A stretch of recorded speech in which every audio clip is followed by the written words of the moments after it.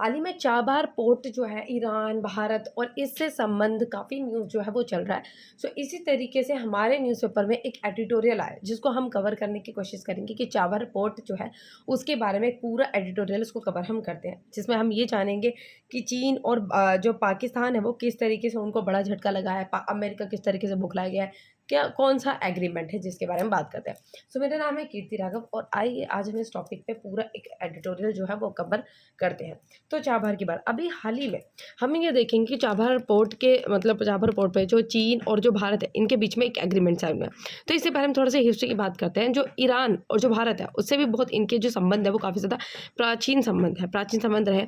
और जब भारत ब्रिटिश उपनिवेशित था तब ईरान स्वतंत्र था लेकिन फिर भी ब्रिटिश प्रभाव में था। और नोबेल पुरस्कार विजेता कवि गुरुदेव रविन्द्रनाथ टैगोर ने 1932 में ईरान का दौरा किया।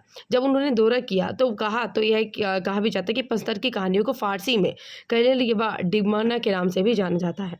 सो पाकिस्तान जो है स्वतंत्र विभाजन के साथ भारत ने ईरान की भौगोलिक निकटता जो है वो खत्म कर दी थी।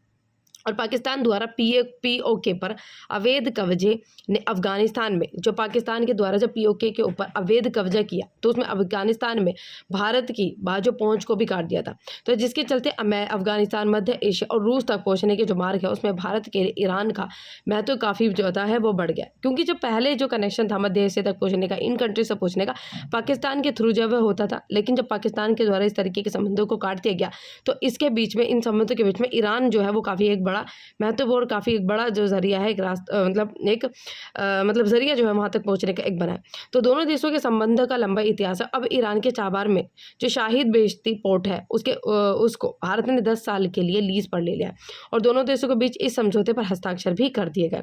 अब बंदरगाह का जो पूरा मैनेजमेंट है वो भारत के पास होगा और भारत की कंपनी जिसका नाम है IPGL India port global limited company के द्वारा होगा।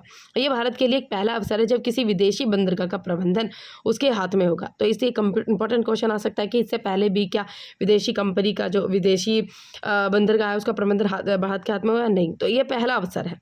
तो चाबर का बंदरगाह पर अटल बिहारी वाजपेयी के समय से ही काम चलता है। ऐसा नहीं कि अभी हाल ही में इस तरीके से बात हुई हो, पहले से भी इस पर काम चलता है। लेकिन तब इसे लेकर दोनों देशों के बीच बातचीत भी हुई थी।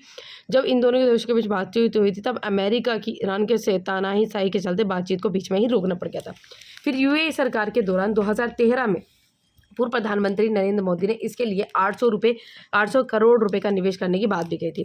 सो इस पर बात तब आगे बढ़ी जब 2016 में प्रधानमंत्री नरेंद्र मोदी जी ने ईरान का दौरा किया था। तो मोदी ने ईरानी राष्ट्रपति हसन रूहानी और अफगानिस्तान के राष्ट्रपति अशरफ गनी के साथ इस समझौते पर हस्ताक्षर भी किए थे और भारत ने चाबहार के एक टर्मिनल में 700 करोड़ रुपए निवेश करने की घोषणा भी की थी। और साथ ही भारत ने इस बंदरगाह के विकास के लिए 1250 करोड़ रुपए का कर्ज देने की भी घोषणा की थी। अब चाबहार को विकसित करने वाली भारतीय company IGPL India port global limited जो है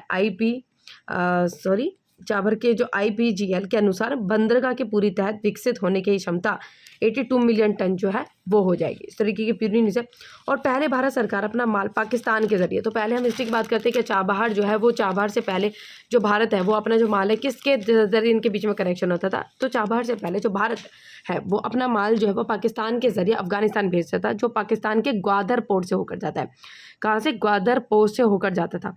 सो पाकिस्तान ने ग्वादर पोर्ट भारत के लिए बंद कर दिया, जिसके कारण भारत को अपना सामान अफगानिस्तान और अन्य देशों के लिए को भेजने के लिए अन्य मार्ग अपनाना पड़ा, क्योंकि जब एक रास्ता बंद कर दिया जाएगा तो कहीं से दूसरा रास्ता तो अपनाना पड़ेगा।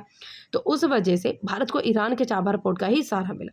सो ईरान का जो चाबहार पोर्ट है वो मुंबई के जवाहरलाल नेहरू पोर्ट को जोड़ता है और यही पोर्ट मध्य एशिया, यूरोप और मध्य पूर्व को भी जोड़ता है। भारत दुनिया भर में अपना व्यापार जो है वो बढ़ाना चाहता था और भारत इस बंदरगाह की मदद से ईरान, अफगानिस्तान, आर्मेनिया, अजरबैजान, रूस और यूरोप तक सीधे व्यापार कर सकता था, क्योंकि जब ग्वादर पोर्ट था तो उसके द्वारा जो कनेक्शन था वो इजी हो रहा था। लेकिन जब वहाँ से कनेक्शन बंद हो गया तो एक कोई और रास्ता बना जिसका नाम है चाबहार पोर्ट, जिसके द्वारा चाबहार पोर्ट से क्या हुआ, जो मध्य एशिया के साथ, जो बाकी कंट्रीज़ के साथ कनेक्शन भी और ज़्यादा बढ़ गया और ट्रेड जो था वो सीधे ट्रेड जो है वो उस रास्ते के द्वारा होने लगा। सो जब से चाबहार बंदरगाह का विकास हुआ है तब से भारत अपना गेहूँ भेज रहा और यह पोर्ट भारत के लिए मध्य एशिया देशों के रास्ते में भी खुलेगा और मध्य देशों के रास्ते भी खोलेगा और इन देशों से गैस और तेल भी इसी पोर्ट के ज़रिए लाया जा सकता है। अब इन दोनों देशों पे चीज़ों पे देखा जाएगा कि जो पाकिस्तान है और चीन, उनको क्या झटका लगा। इसके चलते अगर इस चाबहार पोर्ट पे ये सब चीज़ें हुई तो इसके चलते चीन को और पाकिस्तान को कैसे झटका लगा है। इसके चलते जो पाकिस्तान के ग्वादर और कराची पोर्ट का महत्व जो है वो कम हो जाएगा और ग्वादर पोर्ट में चीन ने भारी निवेश किया है और बलूचिस्तान के लोग ग्वादर में चीन की मौजूदगी का लगातार विरोध भी करते आ रहे हैं और वहाँ जो लगातार हो रहे हमलों में से कई चीनी नागरिक भी मारे जा चुके हैं।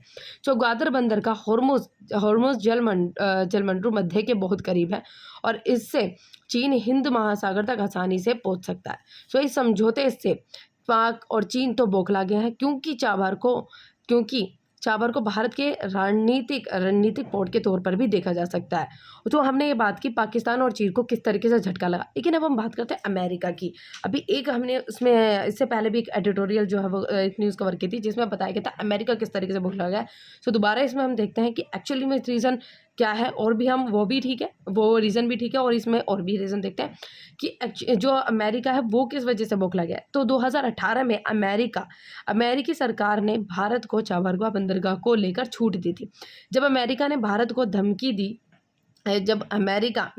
धमकी दी है कि जो कोई भी ईरान के साथ बिजनेस कर रहा है उन्हें प्रतिनिधि का सामना करना पड़ सकता है क्योंकि जो अमेरिका है उसका ईरान के साथ कनेक्शन अच्छा नहीं है।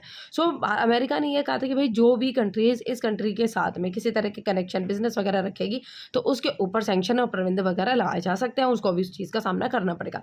सो ईरान के साथ चल रहे तनाव के कारण अफगानिस्तान में तालिबान सरकार के चलते अमेरिका के सुर फिर बदल गए, लेकिन भारत किसी के दबाव में नहीं आने वाला है और चाबहार का बंदर में अफगानिस्तान भी एक जिम्मेदार है। तो चाबहार से जुड़े रेलवे प्रोजेक्ट भी भारत ने ही कम किया है और रेलवे के जरिए चाबहार सीधे अफगानिस्तान से जुड़ जाएगा और अमेरिका के तेवरों की परवाह कौन करता है, ये सब चीज़ें न्यूज़ में आई हैं।